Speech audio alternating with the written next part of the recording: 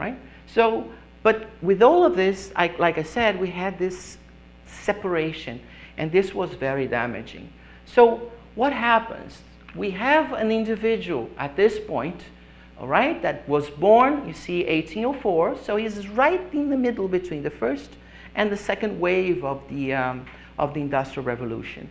And this individual here had something that very, very, very few individuals had at the time. He was sent by his parents to Yverdon-les-Bains, or simply Yverdon, in Switzerland, where he became a student at the Johann Pestalozzi's school. And Pestalozzi was an educator, and his idea was free thinking in education. What was this? What did it mean at the time?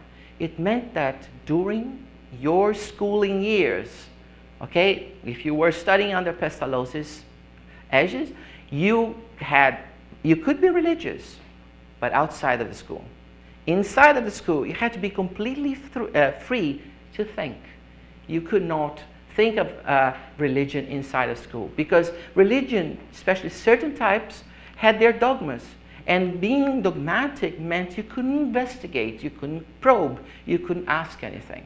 So Hippolyte Léon Denisard Rivail, all right, this was a young boy, right, and he started studying under Pestalozzi, and he got this idea of freedom of thinking.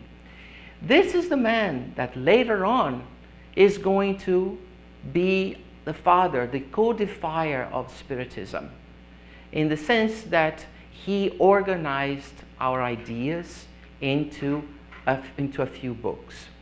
When he did this, so after he spent a few times with Pestalozzi in Switzerland, where he studied many topics, he came back to France, and he became a teacher. He was an educational writer and translator, and he is actually a very important figure in the educational system, both Germany and France. Still today, they use the books or the ideas that he created for the French educational system, even in Germany as well. This is the person who, initially a skeptic, eventually embraced the phenomena that were occurring in the seances, in the salons of the Parisian society, and decided these phenomena that I'm observing and others are observing on a regular basis, they need to be studied, and they need to be studied under a certain scientific method or methods.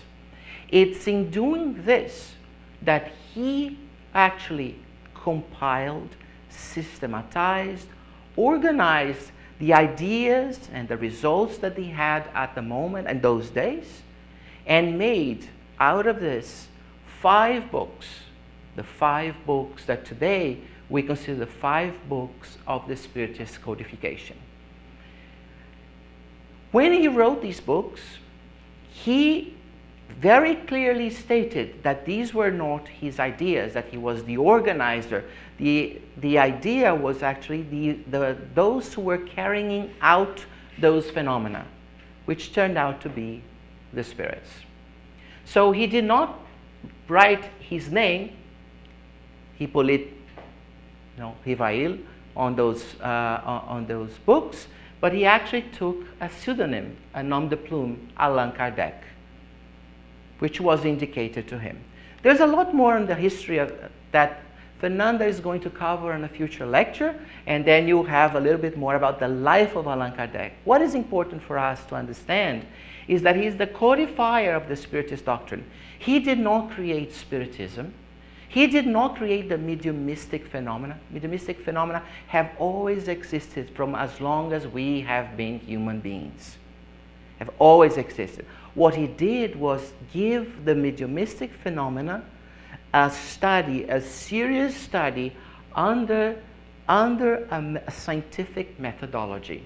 He organized the way we approach the phenomena, he organized the way we address the phenomena, and then how we collect the data and how we display or evaluate the data and even communicate the data.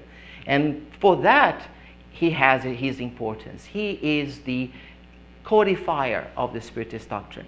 And he has a famous quote that the only faith that is truly important, that is truly powerful, it's unshakable, unassailable would have been a much better idea, all right, is the faith that can always meet reason, can always face reason, no matter when, today, tomorrow, and everything that he wrote then is still valid today because of the rationality behind his claims, the rationality that he used in organizing, systematizing the doctrine.